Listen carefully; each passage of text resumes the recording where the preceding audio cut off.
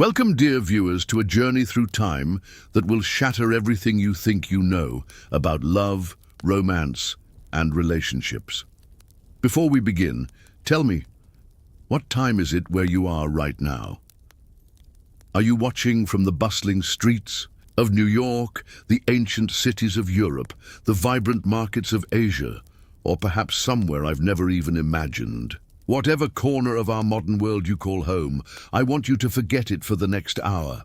Because we're about to step into a world where a stolen glance could mean marriage, where love letters were literally matters of life and death, and where your wedding night might be the very first time you ever spoke to your future spouse.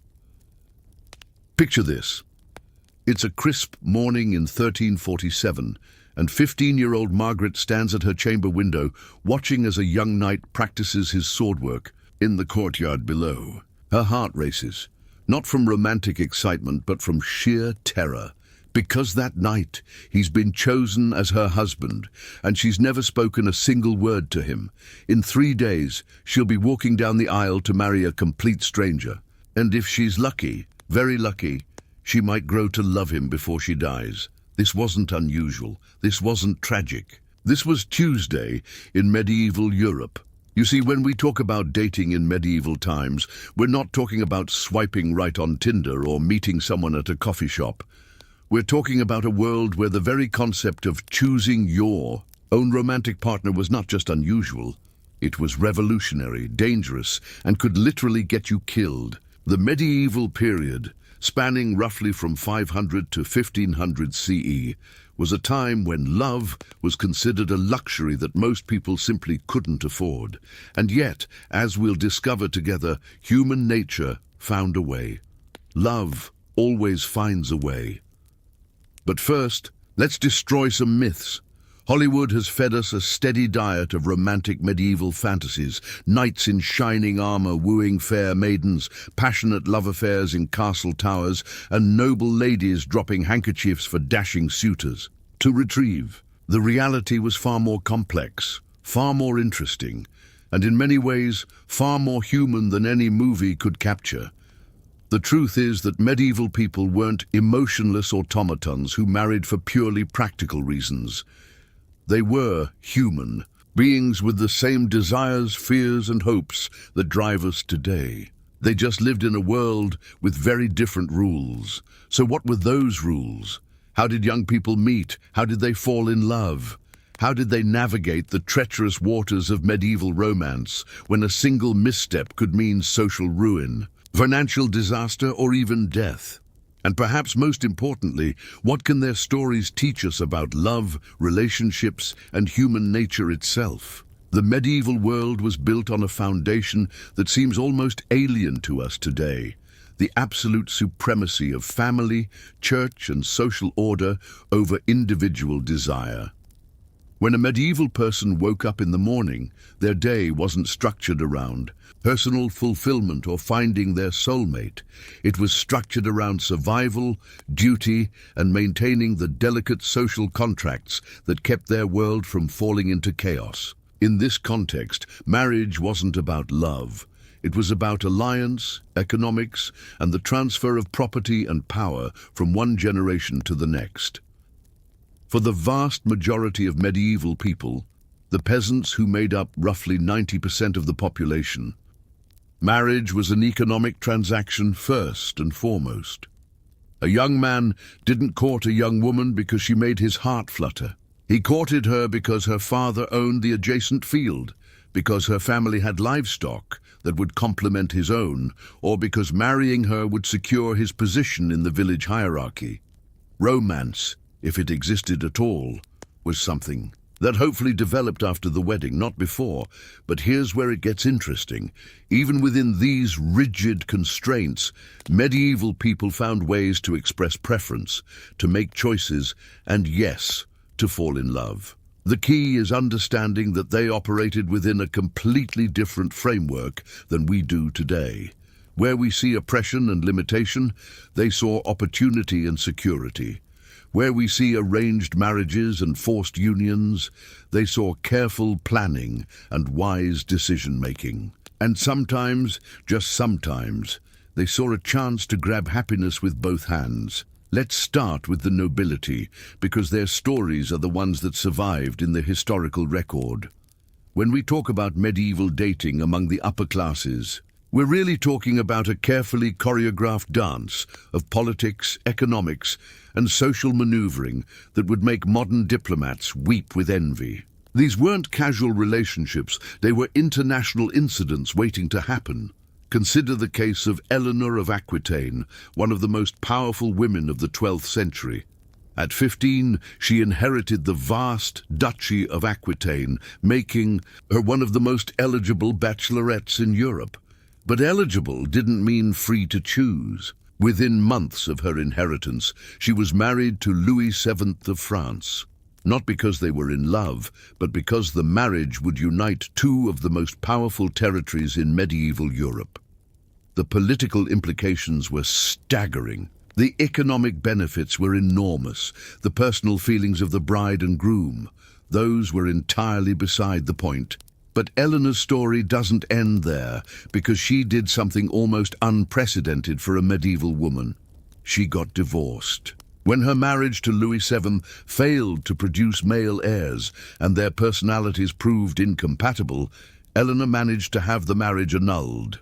And then, in a move that shocked medieval Europe, she immediately married Henry II of England, becoming Queen of England and sparking a series of conflicts that would reshape European politics for centuries. Was this love? Was this political calculation?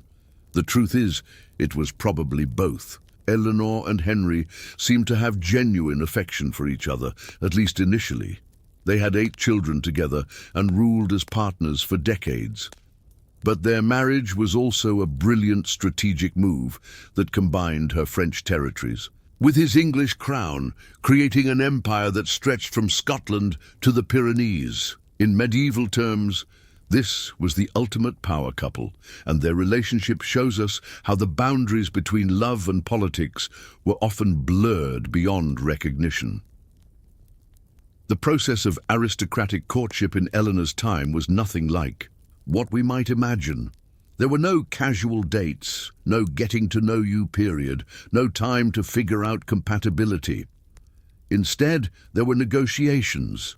Lengthy, complex discussions between families, lawyers, and political advisors about dowries, inheritance rights, territorial claims, and diplomatic implications. The bride and groom might not meet until their wedding day, and even then, they might not speak privately until their wedding night. Yet, within this system, young nobles did find ways to express preferences and make their feelings known. Letters between medieval nobles reveal surprising depths of emotion, negotiation, and even rebellion. Take the correspondence between Peter Abelard and Heloise, two of the most famous lovers in medieval history. Abelard was a renowned philosopher and teacher. Heloise was his brilliant student. Their affair scandalized 12th century Paris, not just because it violated the social order, but because it represented something genuinely revolutionary. Two people, choosing love over social convention. Their letters, which survived to the present day, reveal a relationship of remarkable intellectual and emotional intimacy. They debated philosophy, shared poetry, and expressed feelings that wouldn't seem out of place in a modern romance novel. But they also paid a terrible price for their love. When Heloise's uncle discovered their affair, he had Abelard castrated and forced Heloise into a convent. Their story ends with decades of separation, longing, and letters that burn with passion even across the centuries. What makes Abelard and Heloise so remarkable isn't just their love story, it's how their love story reveals the cracks in the medieval system. They show us that even in a world where individual choice was severely limited, human emotions could still break through, still demand expression, still reshape lives, and challenge social norms. They also show us the price that medieval people paid for following their hearts instead of their heads. But what about the vast majority of medieval people who weren't nobles or famous philosophers? What was dating like for the farmers, craftsmen, merchants, and servants who made up the bulk of medieval society? Their stories are harder to trace because they left fewer written records, but archaeological evidence, church records, and legal documents give us glimpses into a world that was both more constrained and more free than noble courtship. For medieval peasants, the concept of dating as we understand it simply didn't exist.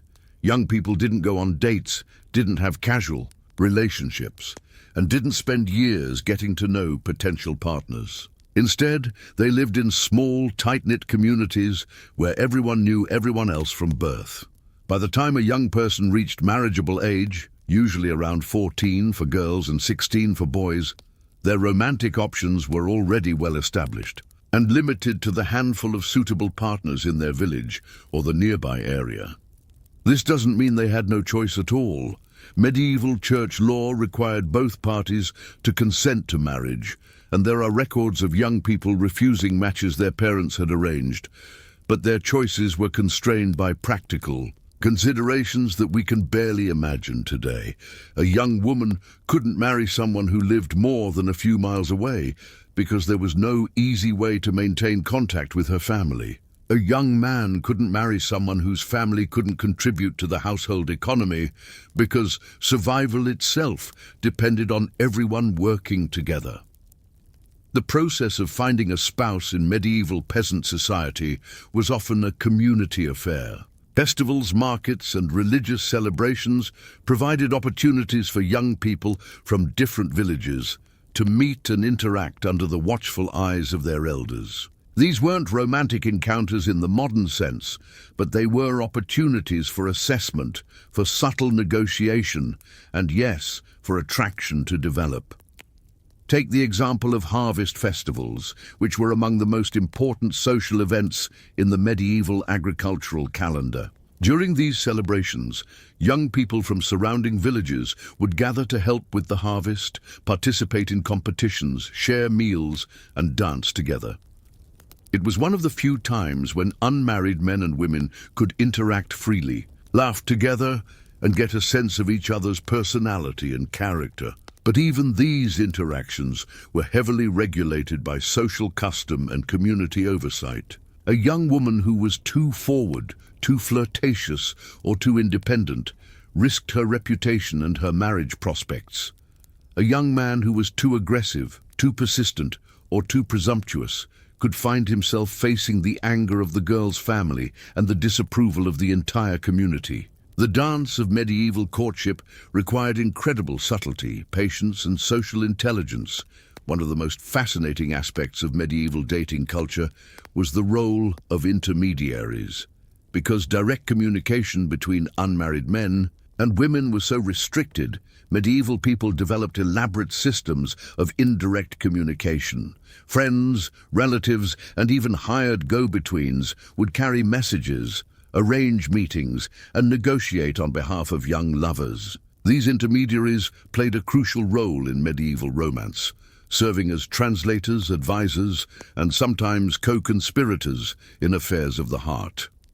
The medieval church played a complex and often contradictory role in matters of love and marriage. On one hand, church doctrine held that marriage was a sacred sacrament that required the free consent of both parties. This was actually quite progressive for the time. The church insisted that no one could be forced into marriage against their will, and there are records of church courts overturning marriages that were clearly coercive. On the other hand, the church was deeply suspicious of passionate love and sexual desire. Medieval theologians taught that excessive love between husband and wife was actually sinful, that couples should care for each other, but not with the kind of overwhelming passion that might distract from their love of God. This created a fascinating tension in medieval culture between the recognition of love as a powerful force and the attempt to control and channel that force within acceptable bounds. The rise of courtly love in the 12th and 13th centuries represents one of the most interesting developments in medieval attitudes toward romance. Originating in the courts of southern France and spreading throughout Europe, Courtly love was a literary and cultural movement that celebrated passionate, idealized love between knights and noble ladies. The catch? This love was supposed to be unconsummated and often adulterous. The rules of courtly love were complex and contradictory. A knight would choose a lady, usually married and of higher social status, to serve and adore from afar. He would write her poetry, perform great deeds in her honor, and demonstrate his devotion through elaborate gestures and symbols. She, in turn, would inspire him to greater heights of nobility and virtue through her beauty, grace, and unattainability. This might sound romantic to modern ears, but courtly love was actually a radical departure from medieval norms. It celebrated individual choice over family arrangement, passionate feeling over practical consideration, and personal fulfillment over social duty. It was also largely fictional, a literary game played by nobles who were simultaneously participating in the very real world of arranged marriages and political alliances. Yet courtly love had real effects on medieval culture and medieval dating practices. It introduced new vocabularies of romance, new rituals of courtship, and new expectations about the relationship between men and women. It also created space for more subtle forms of romantic expression within the constraints of medieval society. Consider the practice of exchanging favors, small personal items like ribbons, gloves, or jewels that served as tokens of affection. In the world of courtly love, a lady might give her favor to a knight who would wear it into battle or display it at tournaments. This practice allowed for intimate communication without direct contact, creating a language of love that could operate within the bounds of social propriety. But what did medieval people actually know about sex and sexuality? How did they navigate the physical aspects of relationships in a world where privacy was rare, medical knowledge was limited, and religious doctrine was often repressive? The answer is both more and less than we might expect. Medieval people weren't naive about sex. They lived in close quarters with animals, they understood the basics of reproduction, and they had access to a surprising amount of practical knowledge about sexuality and contraception. Medieval midwives and healers knew about herbs that could prevent pregnancy, techniques for managing difficult births, and treatments for various sexual and reproductive health issues. But they also lived in a world where misinformation was common, and where religious teachings often conflicted with practical knowledge. Medieval medical texts, influenced by ancient Greek and Roman sources, contained wild theories about female sexuality, male virility, and the mechanics of reproduction. Some believed that women needed to reach orgasm to conceive, while others thought that sexual pleasure was inherently corrupting. Some taught that certain sexual positions could determine the gender of children, while others warned that excessive sexual activity could cause madness or disease. For young people approaching marriage, this confusion about sexuality created additional anxiety and uncertainty. They might receive practical advice from older relatives or friends, but they might also absorb harmful myths and misconceptions that would affect their relationships for years to come. The wedding night in particular was often a source of fear and apprehension for both partners, especially since it might be their first opportunity for private conversation as well as physical intimacy. Medieval marriage ceremonies themselves reveal a great deal about attitudes toward love and relationships. Unlike modern weddings, which are primarily celebrations of romantic love, medieval weddings were public demonstrations of social and economic alliance. The ceremony itself was often held at the church door rather than inside the building, emphasizing the public and contractual nature of the union. But even within these formal constraints, medieval couples found ways to personalize their ceremonies and express their feelings.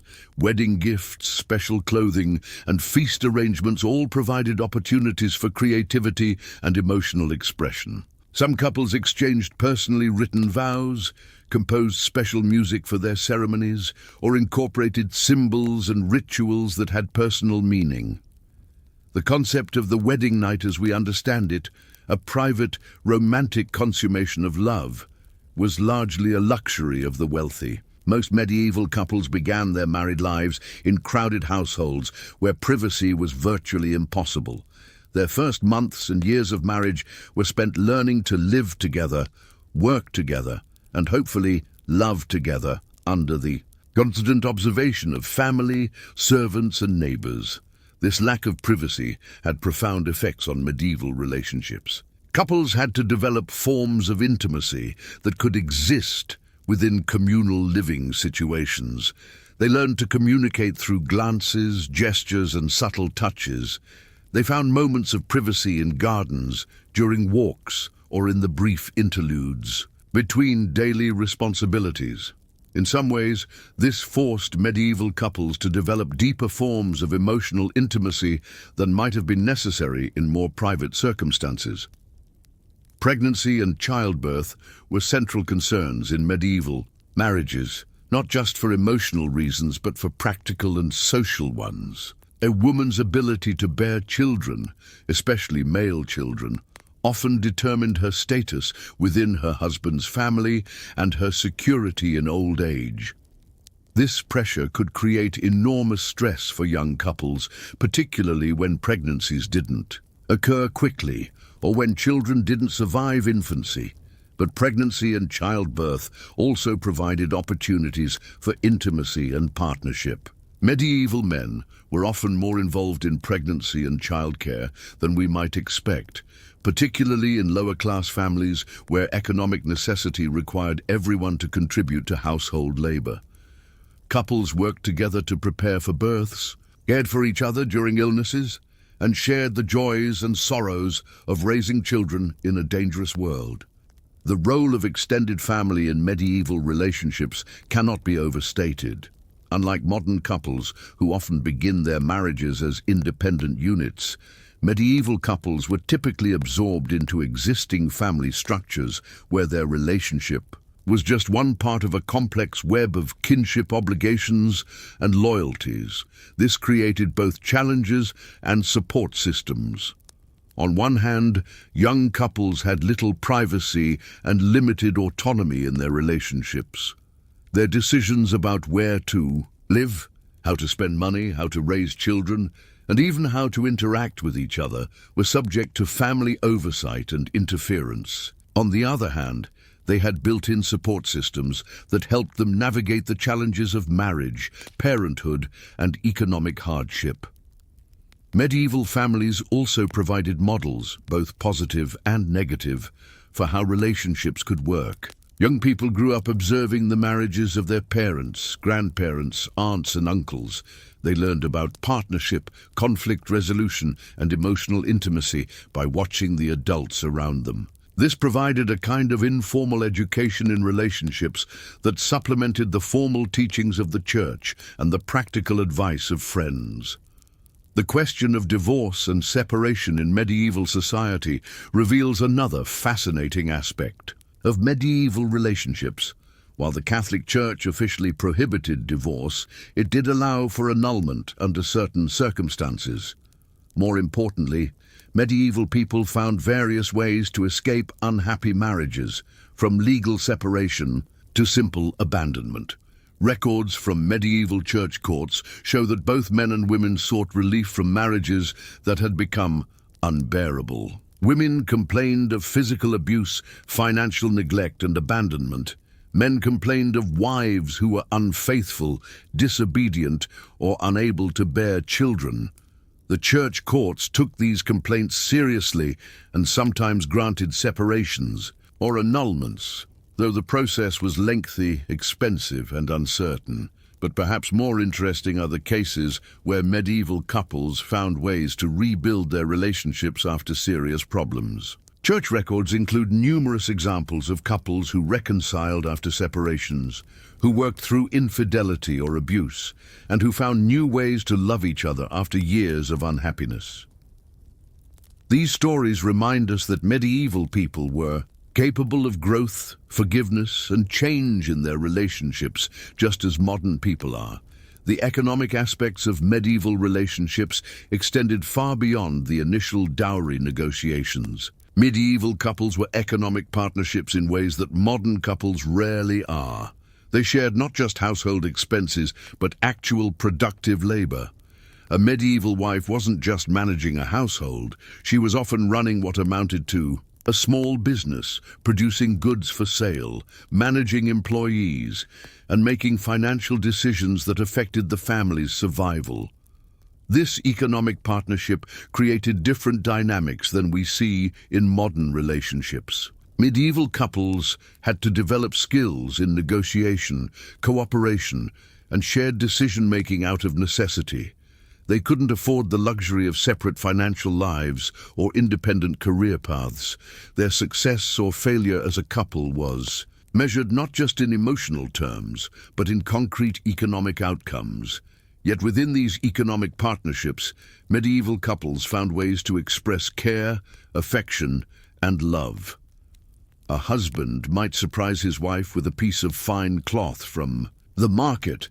A wife might prepare a special meal for her husband's birthday. These gestures of affection, constrained by economic reality but no less meaningful for their limitations, show us that medieval people understood love as something that was expressed through actions as much as words. The seasonal rhythms of medieval life also affected relationships in ways that are hard for modern people to understand. Medieval couples experienced their relationships within the context of agricultural cycles, religious calendars, and seasonal celebrations that structured their entire world. Spring brought new beginnings and the possibility of pregnancy. Summer brought long days of shared labor and community celebrations. Fall brought harvest festivals and preparation for winter. Winter brought long nights by the fire, increased intimacy due to confinement and the constant threat of hardship or death.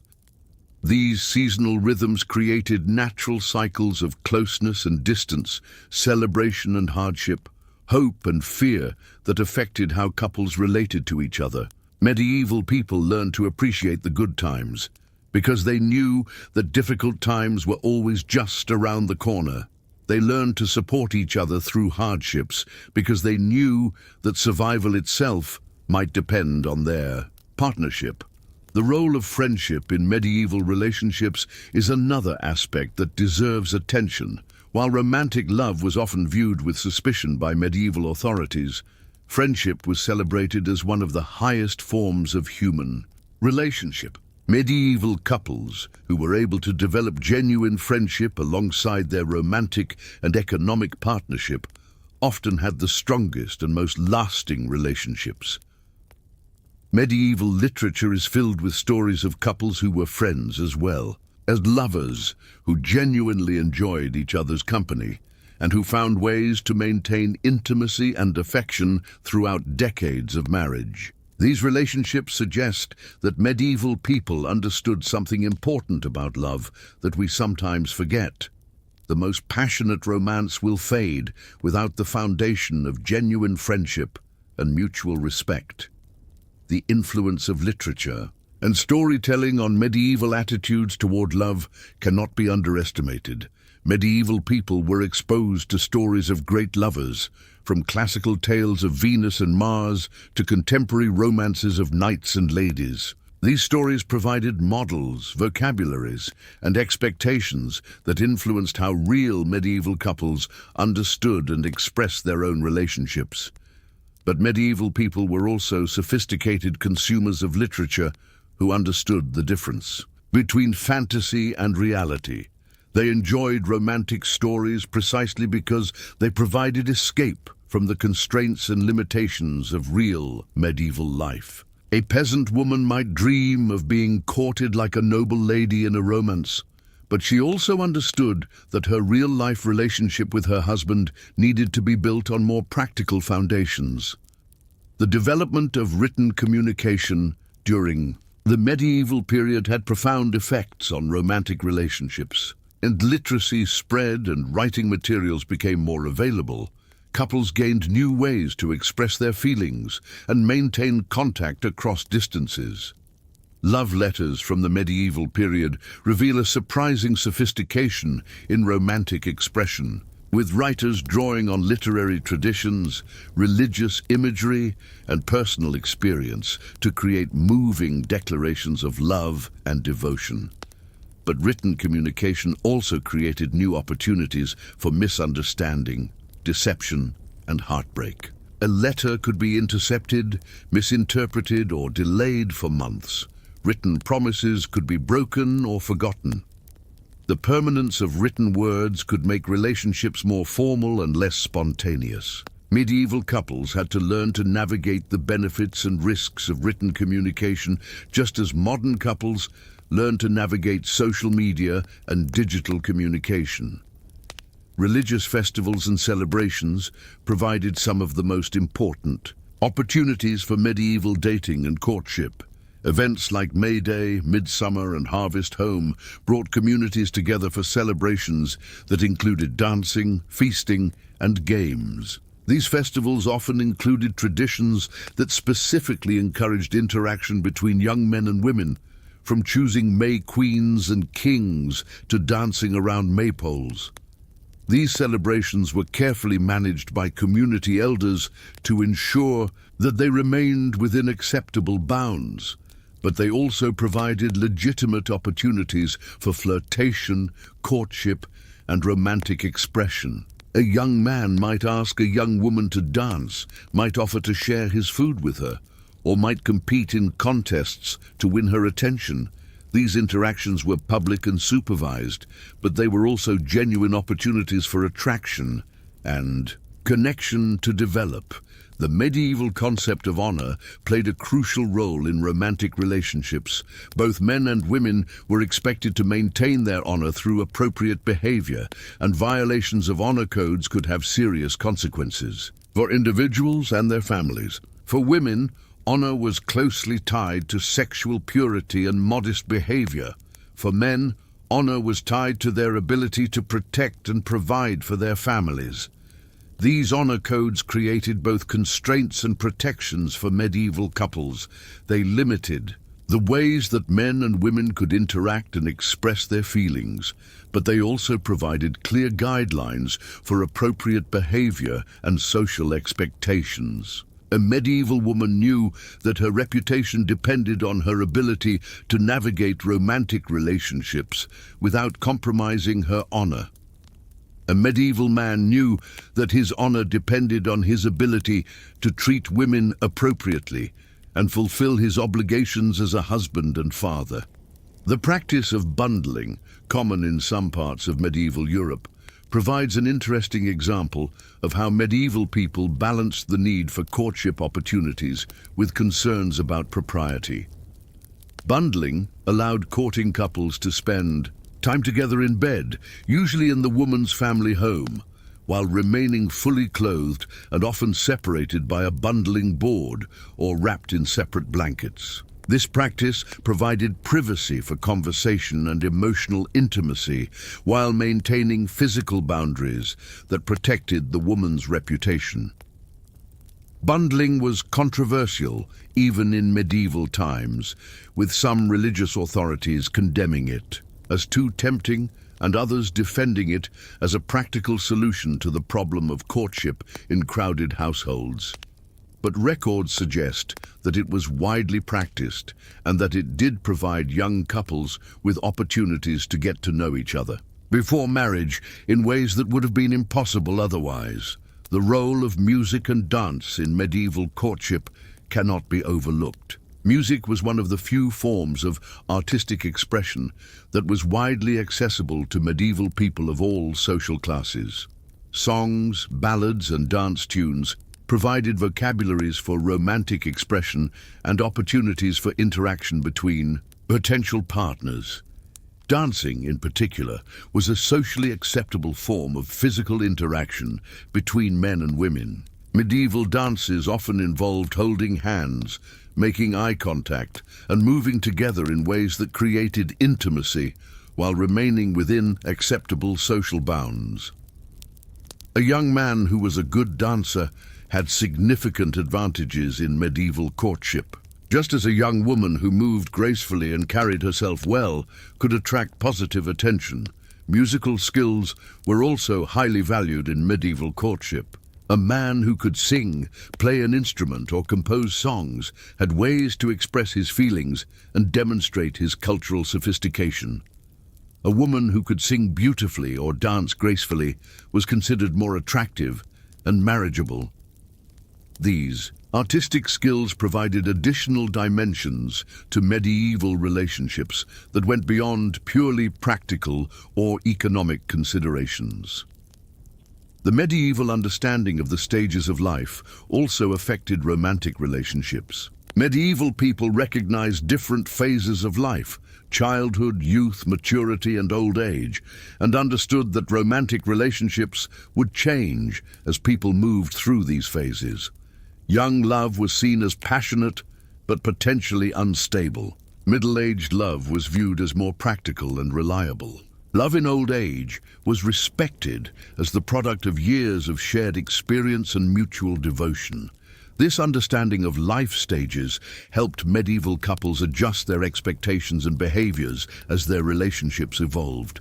A couple who had married young for primarily practical reasons might find that their relationship deepened into genuine love as they faced challenges together and built a life together. Conversely, a couple who had married for passionate love might need to develop more practical skills and attitudes as they took on the responsibilities of raising children and managing households.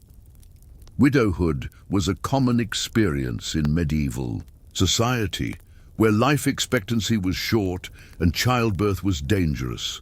The experience of losing a spouse and potentially remarrying provided medieval people with unique perspectives on love and relationships. Widows and widowers often had more freedom in choosing second spouses than they had in their first marriages, since they were no longer under direct parental control and had their own resources and experience to draw upon.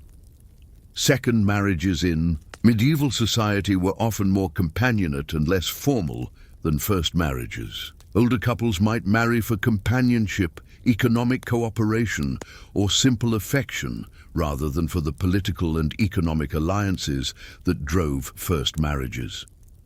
These relationships provide some of the clearest examples of medieval people choosing partners based on personal preference and emotional connection.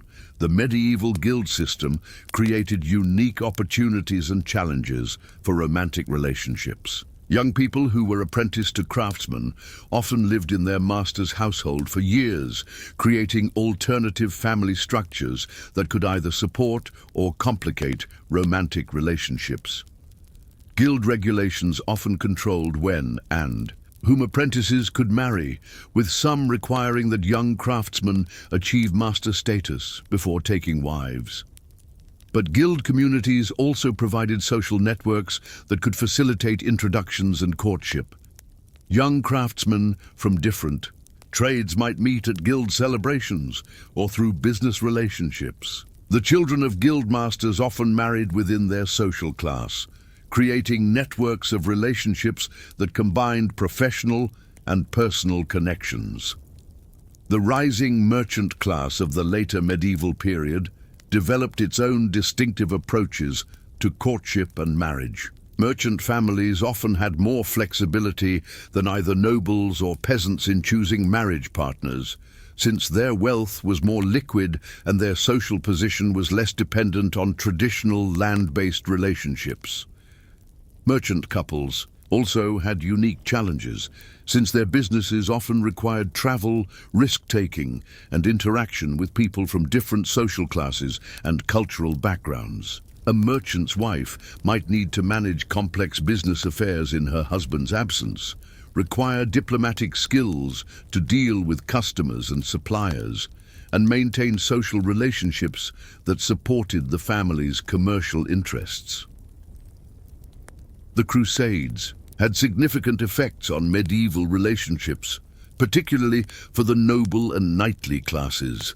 The departure of large numbers of men for extended military campaigns created new social dynamics and romantic possibilities.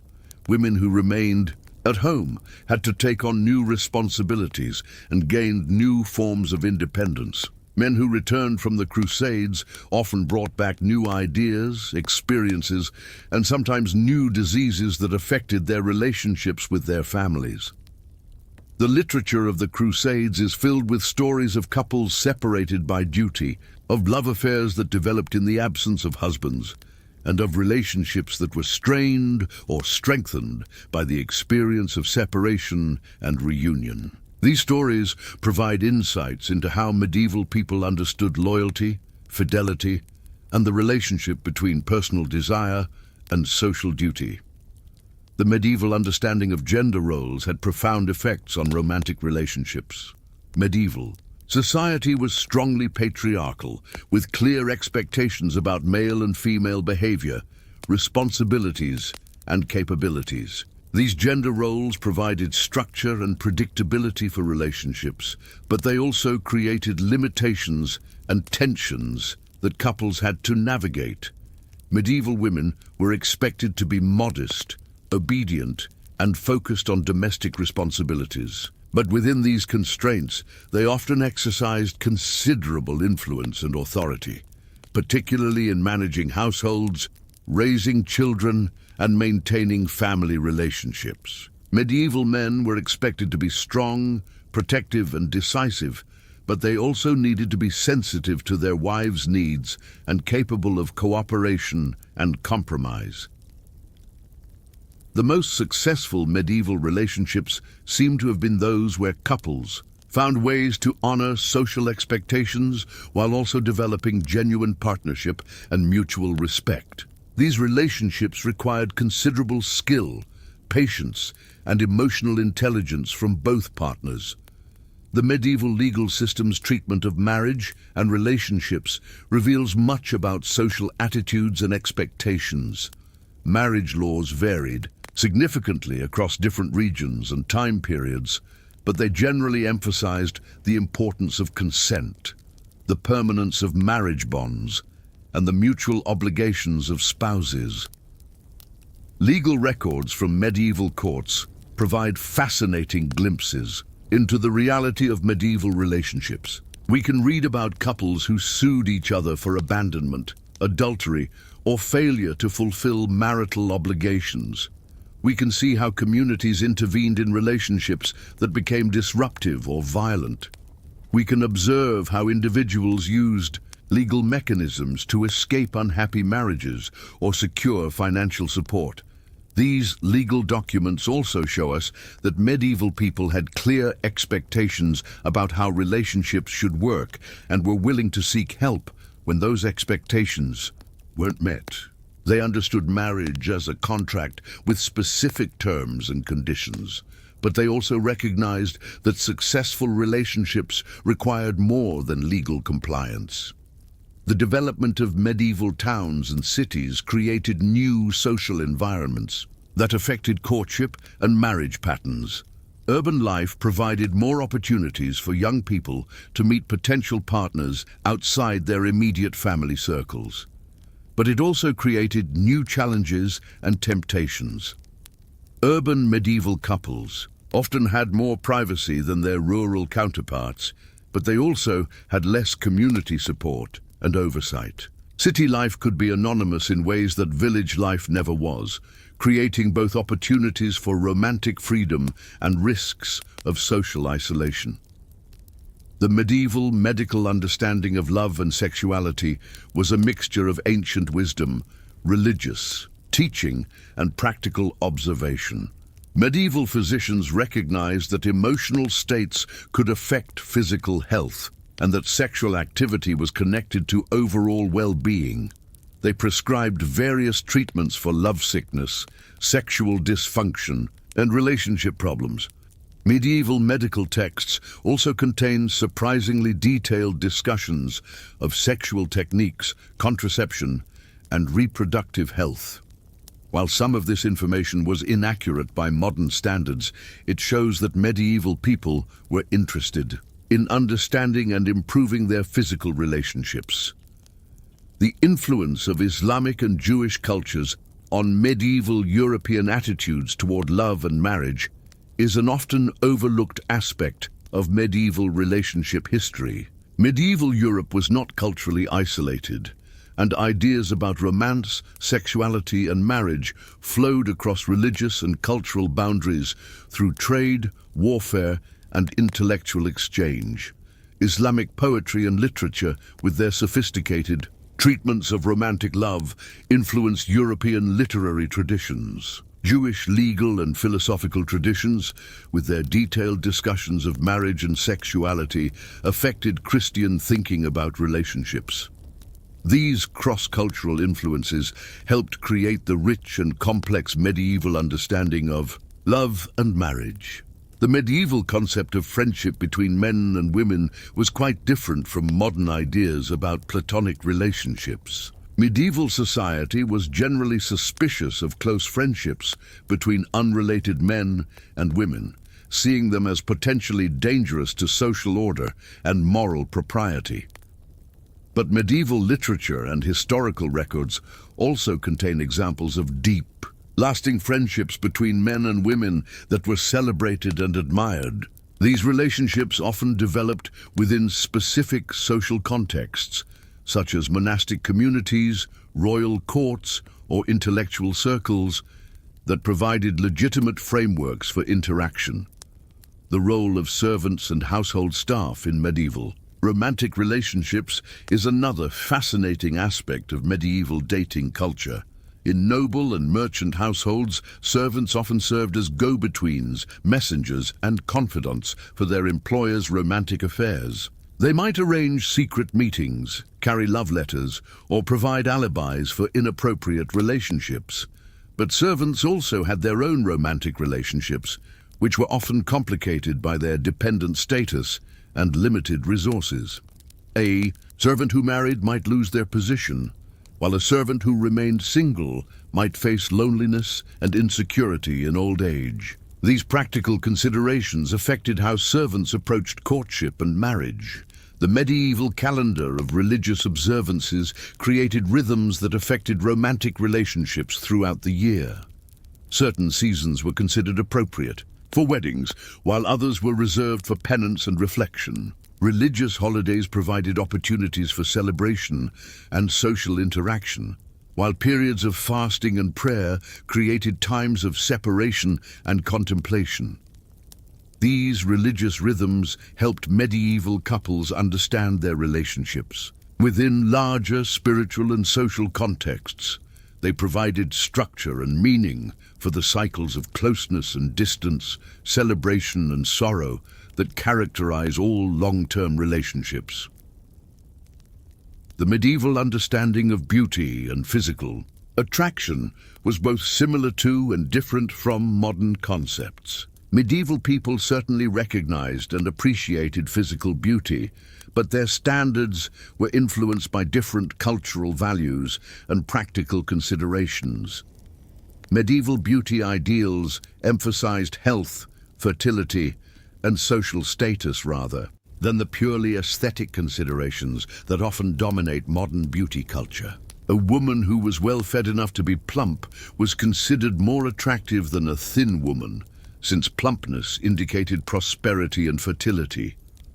A man who showed signs of physical strength and good health was preferred over one who appeared weak or sickly, but medieval people also appreciated more subtle forms of attractiveness: grace in movement, skill in conversation, musical or artistic talents, and evidence of good character. These qualities were often considered more important for long-term relationships than purely physical attributes. The medieval practice of arranged marriages often included mechanisms for ensuring some degree of physical compatibility between partners. Families might arrange for potential spouses to meet briefly before finalizing marriage agreements, and there are records of engagements being broken when the prospective partners found each other physically repulsive. Medieval child-rearing practices had significant effects on how young people learned about relationships and prepared for marriage. Children in medieval society often observed adult relationships closely, since privacy was limited and family life was more communal than in modern societies. Young people learned about partnership, conflict resolution, and emotional intimacy by watching their parents and other relatives interact. They absorbed lessons about appropriate behavior, social expectations, and relationship skills through daily observation rather than formal instruction. This observational learning had both advantages and disadvantages. Children who grew up in loving, stable households had good models for their own relationships. But children who witnessed abuse, neglect, or severe conflict might internalize destructive patterns that affected their own romantic relationships. The medieval institution of fosterage, where children were sent to live with relatives or family friends, created additional opportunities for learning about relationships. Foster children were exposed to different family dynamics and relationship styles, which could broaden their understanding of how partnerships could work and what they might want in their own marriages. Fosterage also created networks of relationships that could facilitate later courtship and marriage. Young people who had grown up in the same household, even if not related by blood, often maintained lifelong connections that could lead to romantic relationships or business partnerships. These fosterage relationships created a middle ground between the intimacy of family relationships and the formality of purely social connections. The medieval concept of honor and reputation was particularly important for women, whose marriage prospects could be destroyed by even the suggestion of impropriety. This created a complex social dynamic where women needed to be friendly and approachable enough to attract suitors, but not so forward or familiar that they damaged their reputations. Medieval women developed sophisticated strategies for managing their reputations while still engaging in courtship activities. They learned to communicate interest through subtle signals, a particular way of arranging their hair, a choice of colors in their clothing, or a pattern of attendance at social events.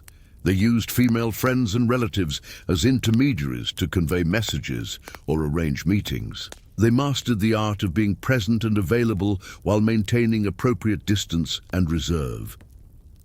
Men, too, had to navigate complex social expectations around courtship behavior. A man who was too aggressive or persistent could be seen as dishonoring the woman and her family. A man who was too passive or hesitant might be seen as weak or disinterested. Medieval men learned to express interest through actions rather than words, through gifts, services, public demonstrations of skill or courage, and careful attention to the woman's comfort and reputation. The medieval practice of gift-giving in courtship was highly regulated by social custom and economic reality. The types of gifts that were appropriate, the occasions for giving them, and the ways they should be received were all governed by unwritten but widely understood rules. For wealthy nobles, courtship gifts could be elaborate and expensive. Fine jewelry, silk fabrics, exotic spices, or beautifully crafted weapons. These gifts served multiple purposes. They demonstrated the suitor's wealth and status, showed his taste and cultural sophistication, and provided tangible evidence of his serious intentions. For ordinary people, courtship gifts were necessarily simpler, but no less meaningful. A young craftsman might carve a wooden comb for his beloved, or a farmer might present her with a fine ribbon from the market. These modest gifts were often more personal and intimate than the elaborate presents exchanged by nobles, since they represented a significant investment of time, effort, or scarce resources. The acceptance or rejection of gifts carried important social meanings. A woman who accepted a man's gifts was signaling her openness to his courtship, while one who returned them was clearly indicating her lack of interest. Families often became involved in these gift exchanges, since they had implications for future Marriage negotiations, medieval poetry and song provided vocabularies and models for romantic expression that influenced how real couples communicated with each other. The troubadour tradition, originating in southern France and spreading throughout Europe, created new ways of talking about love, desire, and relationships. Troubadour poetry introduced concepts that were revolutionary for their time. The idea that love could ennoble and transform the lover, that women could be worthy of worship and devotion, and that romantic feeling could be a source of inspiration and creativity. These ideas gradually filtered down from aristocratic courts to influence popular culture and ordinary relationships. But troubadour poetry also created unrealistic expectations that could complicate real relationships. The idealized love celebrated. In troubadour, songs was often impossible to achieve in the practical world of medieval marriage, where couples had to deal with economic pressures, family obligations, and the mundane realities of daily life. Medieval couples learned to navigate the gap between romantic ideals and practical realities in various ways. Some found ways to incorporate romantic gestures and expressions into their everyday relationships. Others treated romantic poetry as entertainment that was separate from their real emotional lives. The most successful couples seem to have been those who could appreciate romantic ideals while building their relationships on more solid foundations of mutual respect, shared values, and practical cooperation. The medieval understanding of jealousy and its role in relationships was complex and often contradictory. On one hand, jealousy was seen as a natural and even appropriate response to threats to one's marriage or romantic relationship. Medieval law recognized adultery as a serious crime, and violent responses to adultery were often considered justifiable. On the other hand, excessive jealousy was seen as a character flaw that could destroy relationships and social harmony. Medieval literature is filled with cautionary tales about jealous husbands who destroyed their marriages through suspicion and controlling behavior, and jealous wives who drove their husbands away through constant accusations and surveillance. Medieval couples had to learn to manage jealousy in ways that protected their relationships without becoming destructive. This often involved developing strong communication skills, clear agreements about appropriate behavior, and social support networks that could help resolve conflicts before they escalated. The role of alcohol in medieval social life had significant effects on courtship and romantic relationships. Medieval people drank ale, wine, and mead regularly, both for nutrition and because these beverages were often safer than water. Social drinking was a normal part of festivals, celebrations, and community gatherings where young people met potential partners. Alcohol could facilitate social interaction by reducing inhibitions and encouraging conversation, but it could also lead to inappropriate behavior that damaged reputations and relationships. Medieval communities developed elaborate social customs around drinking that were designed to minimize these risks while preserving the social benefits of shared consumption. Young women, in particular, had to be careful about their behavior around alcohol. A woman who drank too much or behaved inappropriately while drinking could seriously damage her marriage prospects. But a woman who refused to participate in social drinking might be seen as unfriendly or overly proud. The medieval practice of chaperoning provided another layer of complexity to romantic relationships. Young unmarried people were rarely allowed to spend time alone together, and their interactions were usually supervised by older relatives, friends, or servants. Chaperoning served multiple purposes in medieval society. It protected young women's reputations by ensuring that their behavior remained above reproach. It prevented impulsive decisions that might lead to inappropriate relationships or hasty marriages. It also provided opportunities for families to observe and evaluate potential matches for their children. But chaperoning also created challenges for couples who were trying to get to know each other and develop emotional intimacy. Medieval lovers had to learn to communicate and connect within the constraints of constant supervision. They developed subtle ways of expressing affection and interest that could escape the notice of their chaperones while still conveying their feelings to each. The medieval concept of romantic love as potentially dangerous or destructive influenced how people approached relationships and marriage. Medieval authorities, both religious and secular, often warned against the dangers of passionate love, arguing that it could lead to jealousy, violence, neglect of duties, and spiritual corruption. These warnings weren't entirely unfounded. Medieval records contain numerous examples of relationships that became destructive or dangerous when passion overwhelmed judgment. Love affairs that violated social norms could lead to violence, social ostracism, or economic ruin. Marriages based purely on romantic attraction sometimes failed when couples discovered they were incompatible in practical matters. But medieval people also recognized that some degree of affection and attraction was necessary for successful marriages. The challenge was finding the right balance between romantic feeling and practical consideration, between emotional satisfaction and social responsibility.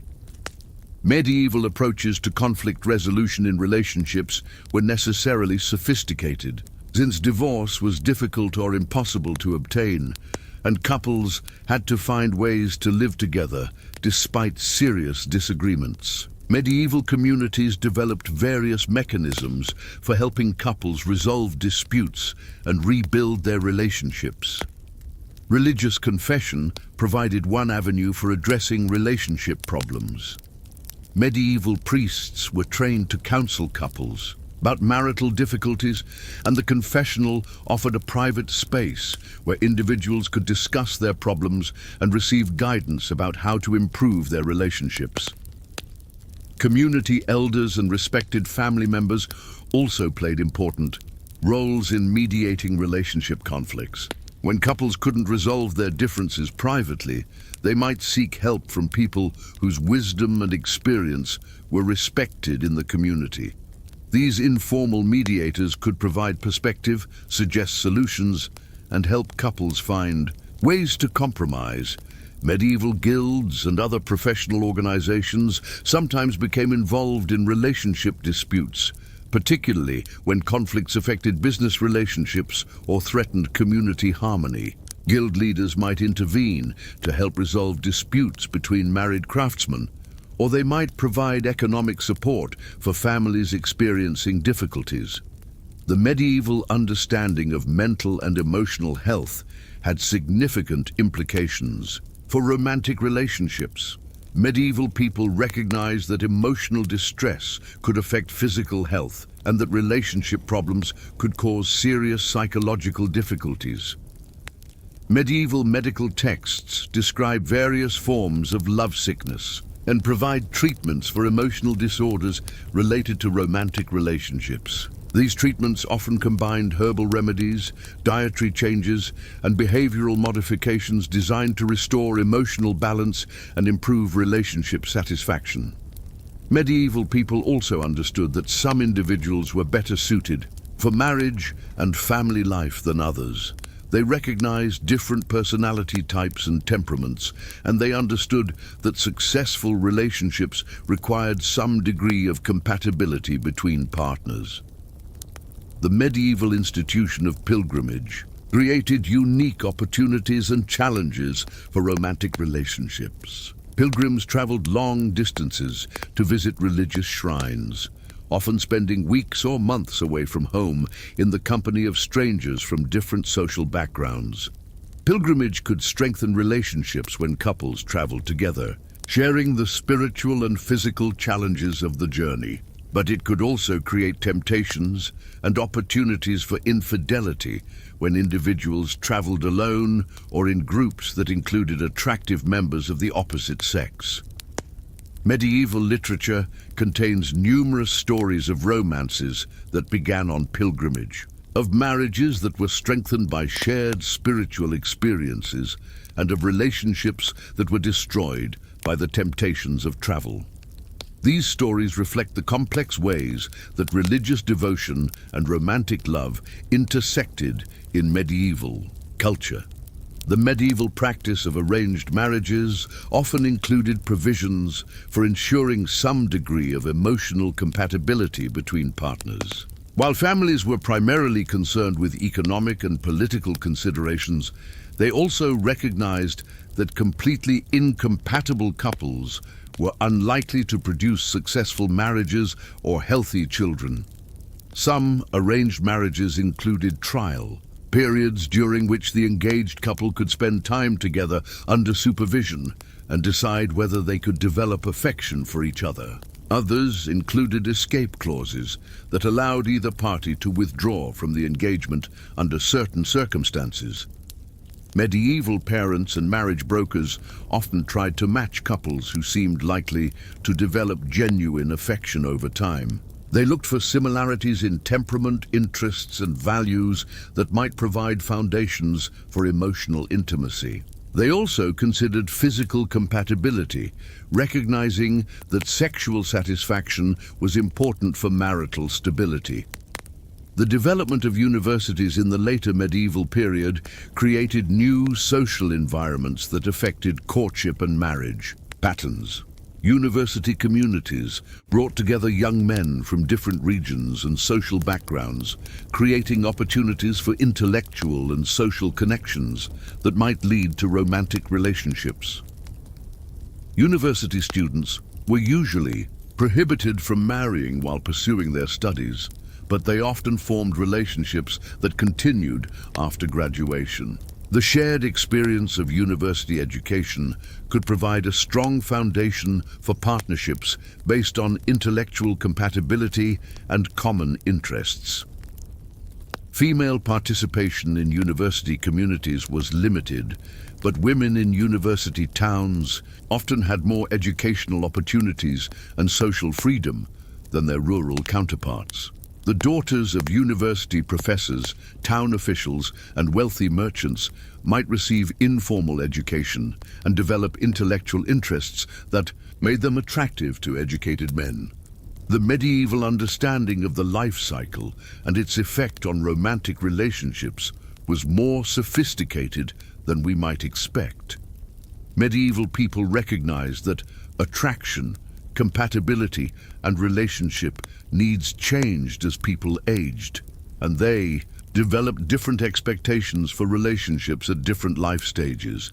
Young people were expected to experience intense attractions and romantic feelings, but they were also expected to moderate these feelings with practical considerations and family guidance. Middle-aged people were expected to focus on partnership, cooperation, and mutual support in building their households and raising their children.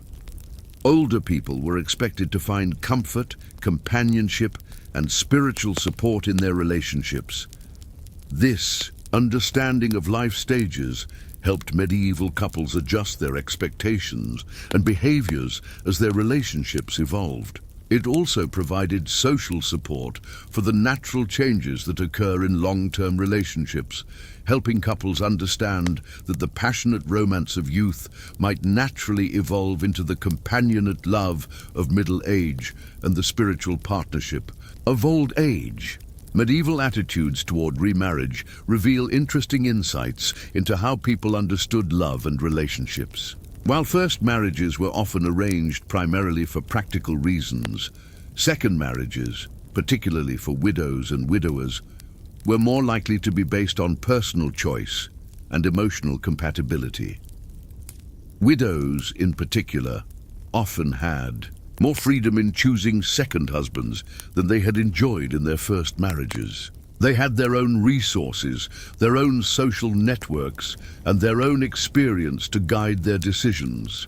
Many chose partners who offered companionship, affection, and mutual support rather than primarily economic or political advantages. These second marriages often provide the clearest examples of medieval people choosing partners based on love and compatibility. The letters, legal documents, and literary works that describe these relationships show medieval people capable of deep emotional connection, romantic love, and genuine partnership. The medieval practice of courtly love, while often idealized and unrealistic, did have practical effects on real relationships. The literature and culture of courtly love introduced new vocabularies for expressing romantic feelings, new rituals for courtship, and new expectations about how men and women should treat each other. Even couples who never participated directly in courtly love culture were influenced by its ideals and practices. The emphasis on courtesy, respect, and romantic service influenced how ordinary medieval people approached their own relationships. The poetry and songs of courtly love provided models for romantic expression that could be adapted to different social circumstances. But courtly love also created tensions and contradictions that complicated real relationships. The idealization of unattainable love could make practical marriage seem disappointing by comparison. The emphasis on elaborate ritual and ceremony could make simple, honest affection seem inadequate. The focus on individual desire could conflict with family obligations and social responsibilities. The medieval understanding of gender complementarity in relationships was based on the belief that men and women had different but equally important roles to play in marriage and family life. This wasn't simply about male dominance and female submission, but about the recognition that successful relationships required different skills and contributions from both partners. Medieval marriages were seen as partnerships where husbands and wives had different areas of authority and responsibility. Men were typically responsible for external affairs, earning income, dealing with other men, protecting the family from outside threats. Women were typically responsible for internal affairs, managing the household, raising children, maintaining family relationships. But these gender roles were more flexible in practice than they might appear in theory. Medieval women often participated in business activities, made important financial decisions, and wielded significant influence within their communities. Medieval men were often deeply involved in child rearing, household management, and emotional support for their families. The most successful medieval relationships seem to have been those where couples found ways to honor traditional gender expectations while also developing genuine partnership and mutual respect. These relationships required considerable skill, flexibility, and emotional intelligence from both partners. Medieval approaches to sexuality within marriage were influenced by a complex mixture of religious teaching, medical knowledge, and practical experience. The Catholic Church taught that sexual activity was primarily for procreation and should be moderate and restrained even within marriage. But medieval couples also understood that sexual satisfaction was important for marital harmony and that physical intimacy could strengthen emotional bonds. Medieval medical texts contain surprisingly detailed discussions of sexual techniques, the importance of mutual pleasure, and the relationship between sexual satisfaction and overall health. These texts suggest that medieval people were more sophisticated about sexuality than stereotypes might suggest. Medieval couples had to navigate the tension between religious restrictions and practical needs in their sexual relationships. They developed ways of expressing physical affection and maintaining sexual satisfaction, while remaining within the bounds of religious propriety.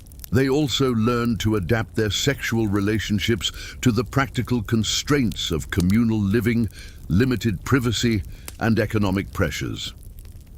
The medieval practice of seasonal marriage customs shows how deeply relationships were embedded in the natural and agricultural cycles that governed medieval life.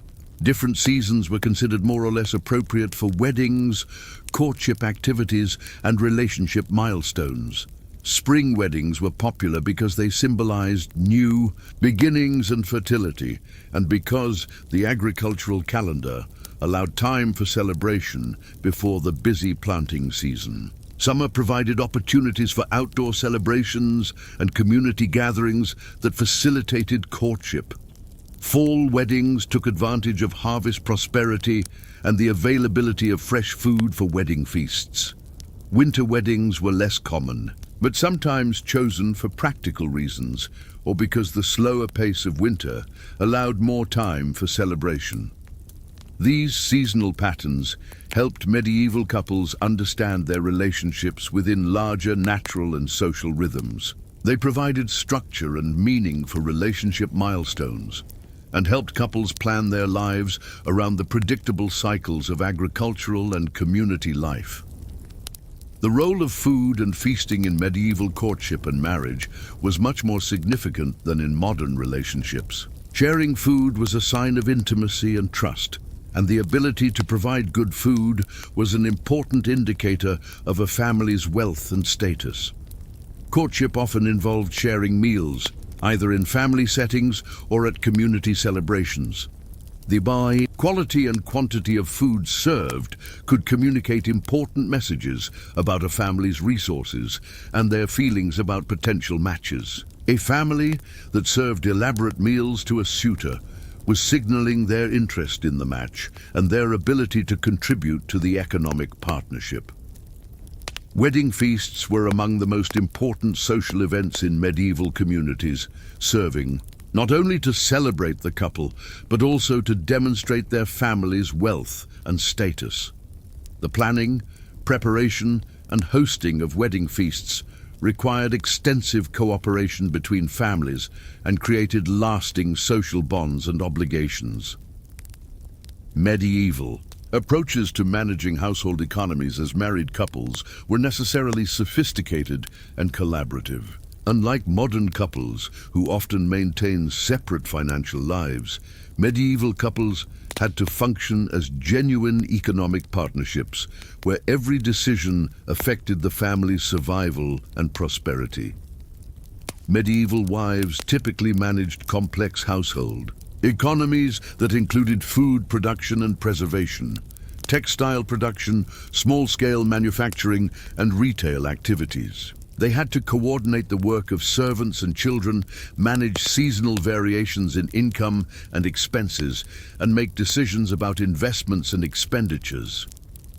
Medieval husbands were responsible for the external economic activities, farming, crafts, trade, and business relationships, but they also had to work closely with their wives to coordinate their activities and make joint decisions about major expenditures and investments. This economic partnership required high levels of trust, communication, and cooperation between medieval couples. They had to develop skills in negotiation, conflict resolution, and shared decision-making that went far beyond what most modern couples experience. But it also created strong bonds of mutual dependence and shared purpose that could strengthen relationships over time. The medieval understanding of the relationship between physical health and emotional well-being influenced how couples approached relationship problems and marital difficulties. Medieval people recognized that relationship stress could cause physical illness and that physical problems could affect emotional and relational health. Medieval physicians often prescribed relationship counseling, lifestyle changes, and social interventions as treatments for various physical and emotional ailments. They understood that successful relationships were important for overall health, and that relationship problems needed to be addressed as part of comprehensive medical care. Medieval couples also developed their own strategies for maintaining physical and emotional health within their relationships. They learned to recognize the signs of stress and illness in themselves and their partners, and they developed ways of providing mutual support and care during difficult times.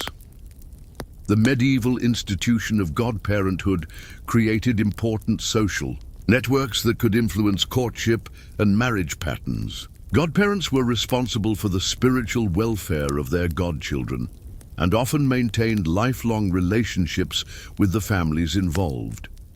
These godparent relationships could provide introductions between families, create opportunities for young people to meet potential partners, and offer support and guidance during courtship and marriage. Godparents often played important roles in marriage negotiations and wedding celebrations.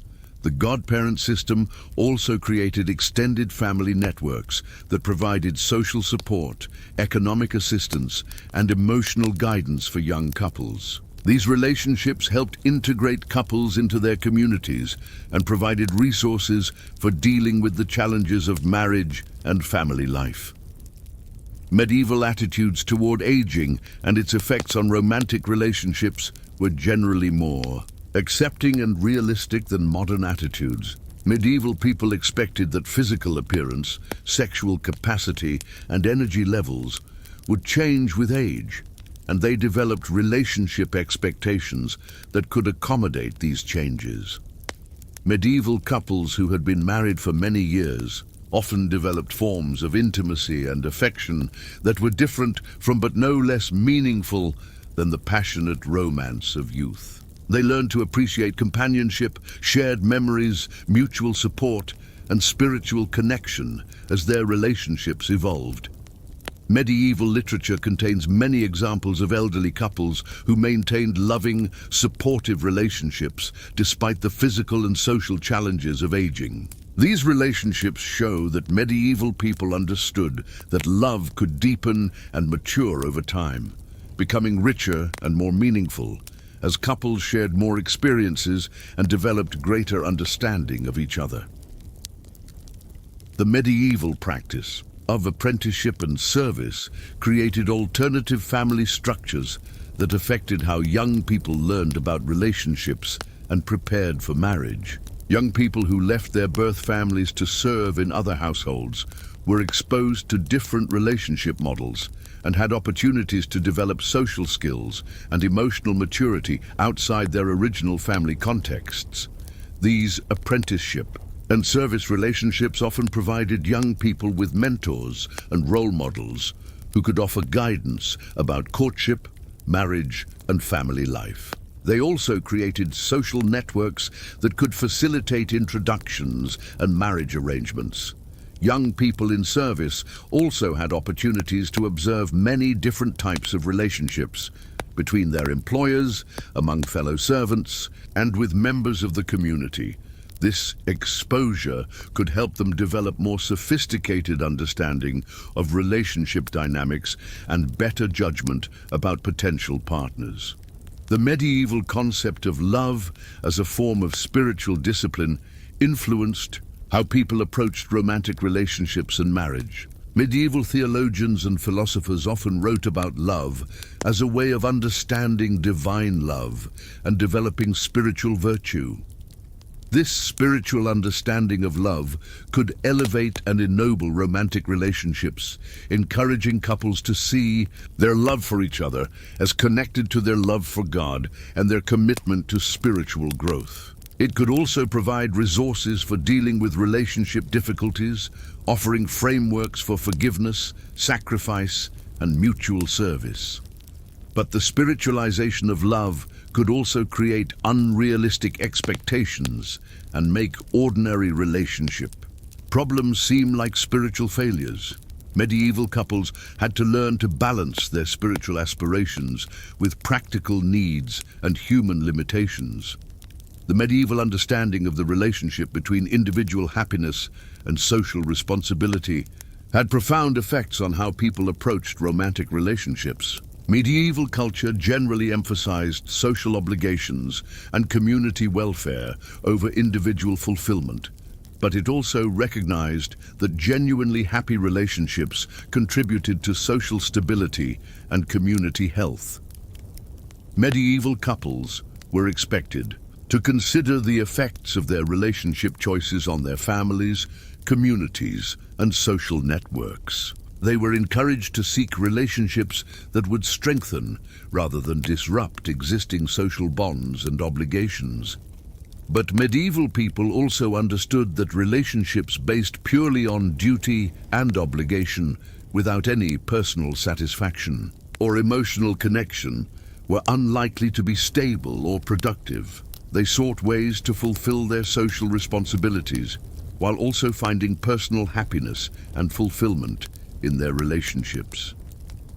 As we reach the end of our journey through medieval dating and relationships, what emerges is a picture of human beings who were fundamentally like us, facing the eternal challenges of love, compatibility, and partnership within the constraints of their particular time and place. Medieval people weren't emotionless or purely practical in their approach to relationships.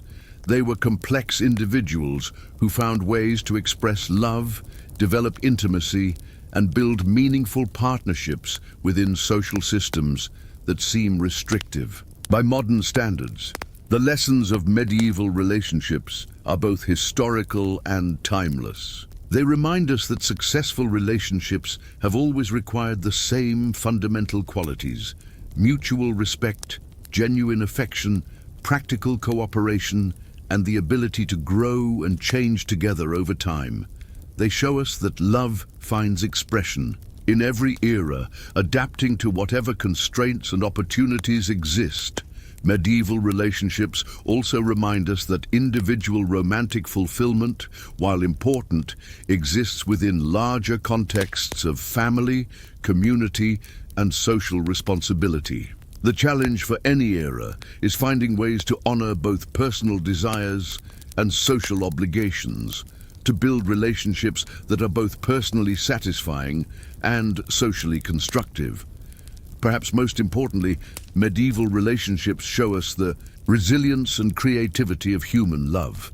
Despite enormous obstacles, arranged marriages, limited privacy, economic pressures, high mortality rates, and rigid social constraints, medieval people found ways to create loving, lasting partnerships. They developed sophisticated understanding of relationship dynamics, creative solutions to practical problems, and deep appreciation for the various forms that love can take throughout a lifetime.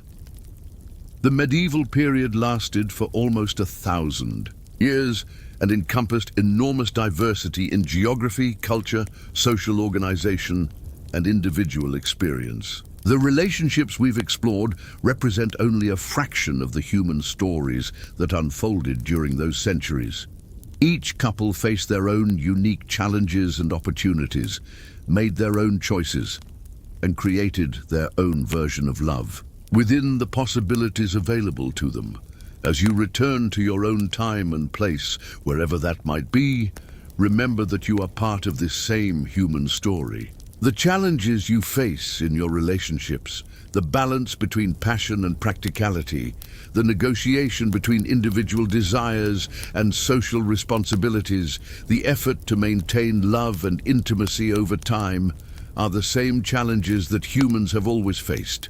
The solutions may be different, but the underlying human experiences remain remarkably constant. The medieval world may seem distant and strange, but the hearts that beat within it were the same as ours. The hopes, fears, joys, and sorrows of medieval lovers echo across the centuries, reminding us that love is one of the most enduring and universal aspects of human experience. In understanding how our ancestors navigated the complexities of romance and relationships, we gain insight not only into history, but into ourselves. And so our medieval love story ends, but the human story of love continues. Each generation faces the eternal challenge of creating meaningful relationships within the constraints and opportunities of their time. Each individual must find their own way to balance heart and head, desire and duty, dreams and reality. The medieval experience reminds us that this has always been difficult, but it has also always been possible. Love, in all its forms, endures.